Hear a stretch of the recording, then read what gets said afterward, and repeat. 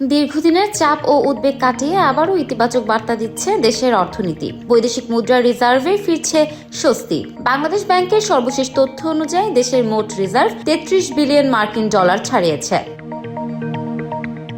বাংলাদেশের মোট বৈদেশিক মুদ্রার রিজার্ভ বেড়ে দাঁড়িয়েছে 33.18 বিলিয়ন মার্কিন ডলারে। শুক্রবার 2 জানুয়ারি বাংলাদেশ ব্যাংকের সর্বশেষ হালনাগাদে এই তথ্য জানানো হয়। তবে আন্তর্জাতিক মুদ্রা তহবিলের BPM-6 পদ্ধতি অনুযায়ী দেশের ব্যবহারযোগ্য রিজার্ভ বর্তমানে 28.51 বিলিয়ন মার্কিন ডলার।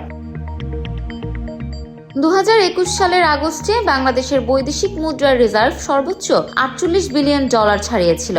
তবে করোনা পরবর্তী সময়ে আমদানি ব্যয় বেড়ে যাওয়া এবং রাশিয়া ইউক্রেন যুদ্ধের প্রভাবে বিশ্ববাজারে পণ্যের মূল্য বৃদ্ধি পাওয়ায় রিজার্ভ কমতে শুরু করে।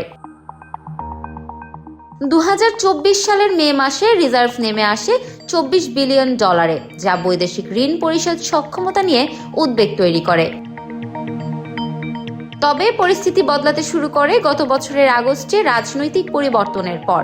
সে সময় থেকে রেমিটেন্স প্রবাহ বাড়তে থাকায় রিজার্ভেও ইতিবাচক প্রবাহ পড়ে। এছাড়াও টাকার মান স্থিতিশীল রাখতে আগে বাজারে ডলার বিক্রি করলেও চলতি 2025 থেকে 26 অর্থ বছরের শুরু থেকে বাংলাদেশ ব্যাংক অন্য ব্যাংকগুলো থেকে ডলার কেনা শুরু করে। ডলারের দরপতন ঠেকাতেই এই পদক্ষেপ নেওয়া হয় বলে জানা যাচ্ছে।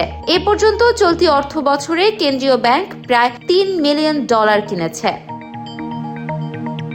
অর্থনীতিবিদদের মতে রিজার্ভের এই পুনরুদ্ধার দেশের বৈদেশিক লেনদেন ও মুদ্রা বাজারে আস্থা ফিরিয়ে আনতে সহায়ক হবে। তবে দীর্ঘমেয়াদী স্থিতিশীলতার জন্য রপ্তানি আয় ও রেমিটেন্স প্রবাহ ধরে রাখার ওপর জোর দিচ্ছেন তারা।